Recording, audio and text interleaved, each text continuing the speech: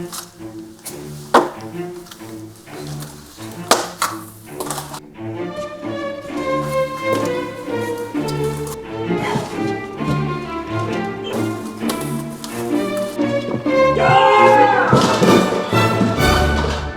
looks like we're going to talk about tires.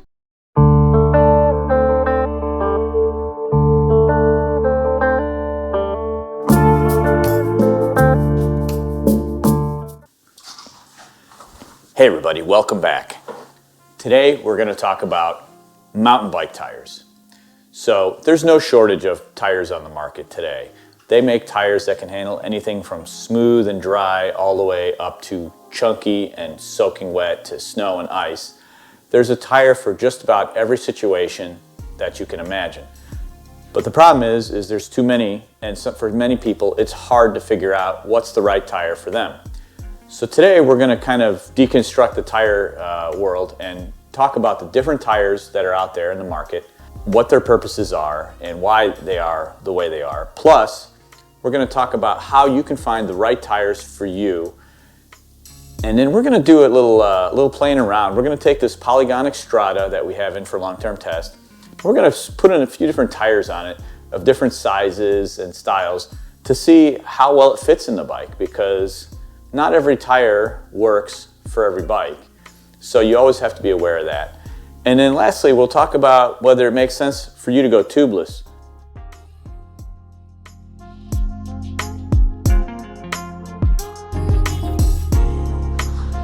So let's talk about the parts of a tire. You hear a lot of terms like bead and tubeless ready and casing, tread, all that stuff. So let's go over what each one is. Let's explain what they are and kind of clarify so you know when you're looking for a tire what exactly you're looking at. So let's start first of all with the most basic and most important part of a tire really is the bead. So this here is the bead.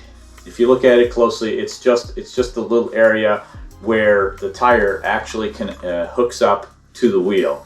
Some wheels on the inside have a flat wall, some have little notches.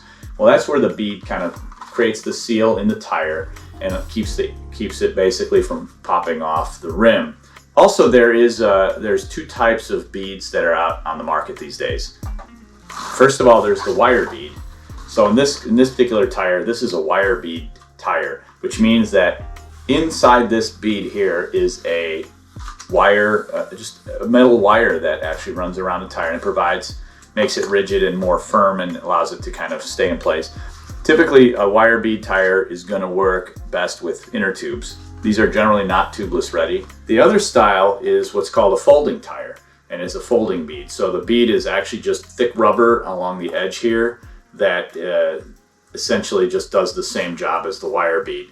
So you're able to fold this tire up like this, and these are typically better for tubeless ready setups. They also work with tubes just fine. Most tires will come folded this way, and in fact I think most tires available on the market today are folding tires. You don't see a whole lot of wire beads anymore. So the next part of the tire is the sidewall or the casing. So this is the part of the tire that holds the treads. It allows the tire maker to make a tire either more soft and supple or more cut resistant. Typically you'll want to pick up a tire that has a sidewall that suits the terrain that you're riding in. So if you want to avoid your tire being cut, or you want to run lower pressures, you want to get a bike with a thicker sidewall. If you run fairly smooth, relatively mellow trails, then a lighter casing tire will work better, allow you to pedal more efficiently, but it will be more susceptible to potentially getting cut if you're in rough terrain. The next part you want to think about, and really a lot of people think about this first, and that's okay too, is the tread. The tread pattern makes a difference depending on the terrain you're going to ride in. So typically, depending on what you're looking at, an XC tread will typically have a lot smaller knobs, sometimes spaced closely together. They're designed to roll fast on smooth terrain. So typically most cross-country trails and rides are typically on smoother, less aggressive tracks. So a cross-country tire works really well. The tire itself will roll faster because it has smaller knobs. They're not bending and rolling while you're riding as much. As you get to more aggressive trails, you'll start looking at much more aggressive knobs. So in this case, you have very thick, tall knobs. They may be softer material. so to grip and to kind of grab onto rocks and roots and other features on the trail. Something to think about also when you're looking at the knobs, and if you're concerned about rolling resistance, basically rolling resistance is where how much resistance the tire has to roll on its own. So if a tire is very soft and has very big knobs, it's going to be harder to pedal than a tire that has smaller and more firm knobs. When you look at knobs, there's the center knobs, which are usually arranged in a pattern. These are either designed to grip more or to roll faster, depending on the type of tire you're looking at. This is where your braking comes in from, your rolling traction, your rolling speed really kind of comes from these center knobs. The side knobs are where your cornering comes in. Bigger, thicker side knobs will give you more traction in more loose terrain, more terrain that's muddier, depending on the specific design of the tire. If you ride very smooth, very packed down trails, an XC style tire might work just fine, or something with smaller knobs. The next item to think about is tire volume. So tires come in different widths, which allows for more air volume within the tires. So this gives you either a greater contact patch on the trail, which means more tire pressed up against the trail, or it'll give you faster rolling. So typically a smaller, narrower tire that runs higher pressure is going to roll faster than a larger, wider tire, more higher volume tire with lower pressure. So it depends on what you're looking for there. So for example, this is a cross-country tire, very low volume. It's a low volume by today's standards. This is a 2.1 inch wide tire, so it is designed to roll fast and to run higher pressures in the tire. So this is mainly a cross-country style tire, and it's designed to be quick on the trail. Now, by contrast, you can look at for this Maxxis, which is a 2.5 inch wide tire. It will have more contact patch on the trail. So if you ride in slippery conditions, you're doing a lot of downhill type riding, things like these higher volume tires work really well. If you're a larger rider too, a higher volume tire is really good because you can put more air in it. It provides a little more cushion between you and the trail and the rims. So the next thing to think about is rubber compounds. Now, different tires have different rubber compounds. The same model of tire will have multiple choices of rubber compounds. So you could buy a tire with one compound and accidentally buy the same tire but with a different rubber compound and have a different performance. So you really want to think about what you need out of your tires. If you want a tire that will last a long time, that you just don't feel like changing tires, you're on a budget, you don't want to keep changing, you want to go with something more firm. If you are obsessed with traction, you ride really gnarly sections and you need all the traction that you can get just to ride safely and aggressively, then you definitely want to consider a softer compound. Every brand has its own terminology that they use, it's all marketing speak. So the best way to find out what works for you is one, to figure out what you need as far as traction goes. What is your ultimate goal? Do you want a longer lasting tire, or do you want something that's going to grip for days? There's always a balance. Sometimes you can find something in the middle. For example, with Maxxis, the Xtrada is kind of the happy medium. It gives you a good balance of grip and longevity. The best place to find out details on this is the manufacturer's websites. They will usually give you some pretty good detail as to what works for what conditions. So the eternal question of mountain bike tires is, do you go tubeless or tubes? And that really depends on you and how often you ride, where you ride, and whether it makes financial sense.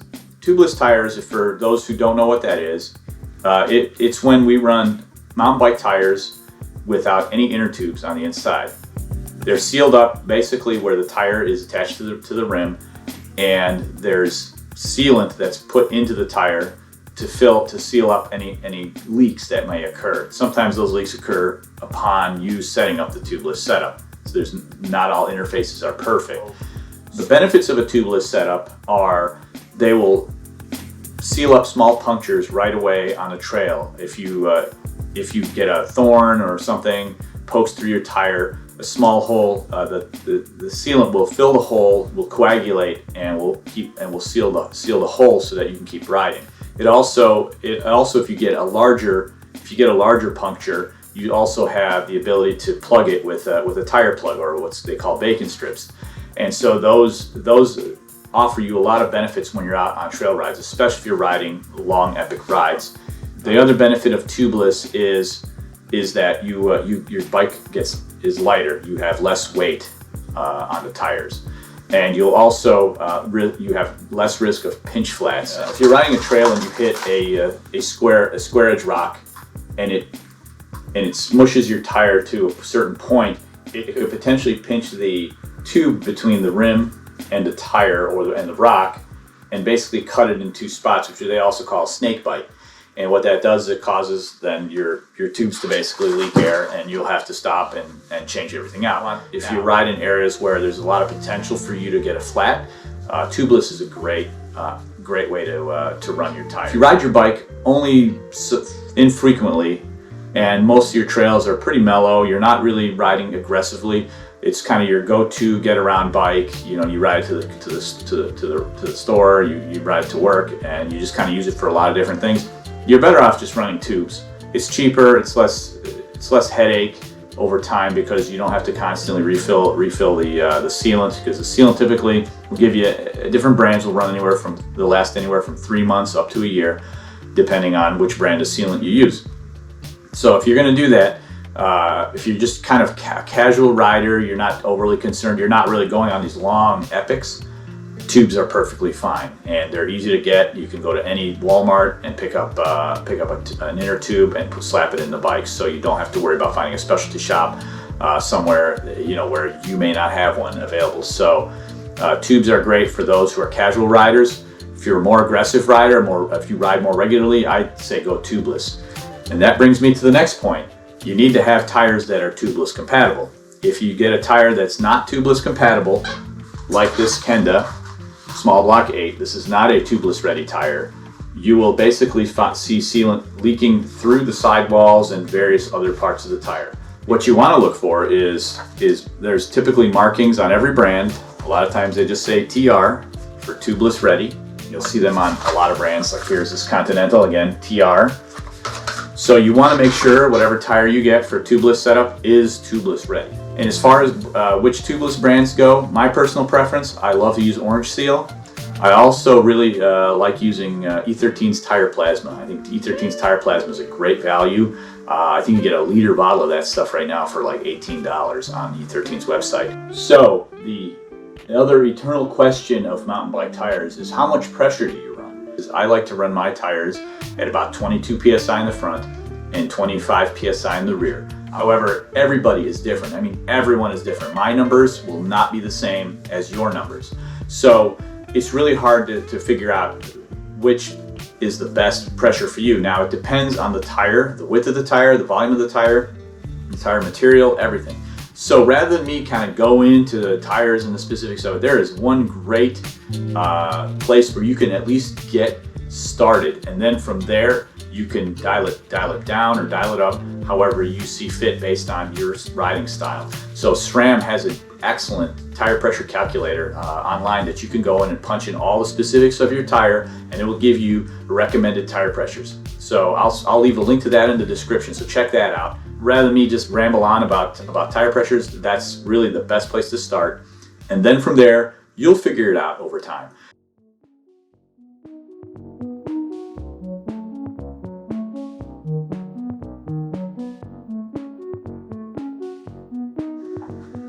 So we tried a few tires on that Polygon Xtrada.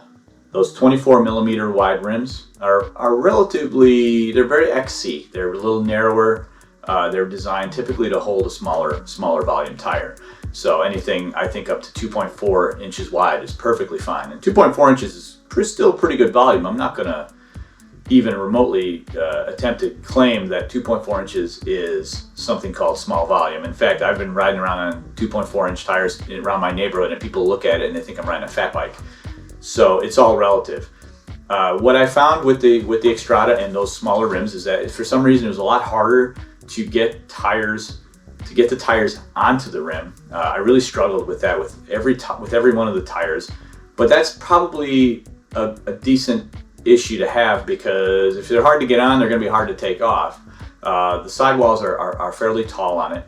The 2.6-inch wide Michelins, they fit, and they didn't look big at all, except that they were a little bit balloony from the sides, so it did have a little bit of that vibe to it. But the frame on that bike actually can hold it. And so if you have a bike and you're not sure if a certain tire size will fit, check with your manufacturer. A lot of manufacturers will tell you what the maximum tire size a frame will fit. Same thing with the fork. A lot of fork brands will tell you what the max tire size that will fit within the fork. So each one has its specifications. So you should always know that if you decide you're going bigger than what came stock on the bike. But 2.6 on a 24 millimeter rim is a bit big, which is why we didn't use it. 2.5 was fine. The max, it was still not a good idea. I tried the Maxxis Minion DHF in a 2.5 on the front to see how that would look and fit, and it looks pretty cool on there, to be honest. But again, it was still a little bit too balloony. It was a little too much, and the worry there is always that if there's too much overhang on those tires, if you're coming into a hard turn and maybe you've burped out a little air and you run a lower pressure, it could rip the tire right off. And this is why you really need to match up the rim to the tire size, because if you start going too big, then you really need to dial back your riding a bit to avoid that sort of an issue. And you do see it every so often where people just kind of brap the tire right off the rim. It can happen. Also, you don't want it happening off a drop, off a jump, or something like that. It could be disastrous. Ultimately, we settled on the Continental Trail King. The Continental Trail King is a nice balance of fast rolling and good grip. It sheds mud well, it grips really well. It's just a really good all-around tire. The tire I installed was the cheaper version of the Trail King. So they make two versions. They make the Apex Protection and the Protection. I have the Protection. Those run about $39.99 a tire, and they're fairly strong casing. They're still going to be cut resistant. They're going to be a firmer compound. So the rubber compound is going to be a little more firm, so it's going to last longer, which is good, because this is going to be one of those bikes where we want to try a budget alternative. So these are going to last longer. They're going to roll faster, and they're still going to have that good cut resistance that you get with the Continental tires. Well, I hope you found that helpful. If you have any questions, please don't hesitate to put them in the comments. If you have anything, if you think I'm off base, if you're completely off my rocker on some of these ideas, let me know. I'd love to hear your thoughts. If you made it this far and you haven't subscribed, please consider subscribing to the channel. We're going to have more content about tires and bike parts. We're going to do builds. We're going to do rides. We're going to do some money-saving tips. We got all kinds of content planned for this season, so I hope you can join us. It's going to be a lot of fun. There's going to be some great content. I'm really excited about it. I hope you enjoyed this leg of my journey. Thanks for watching.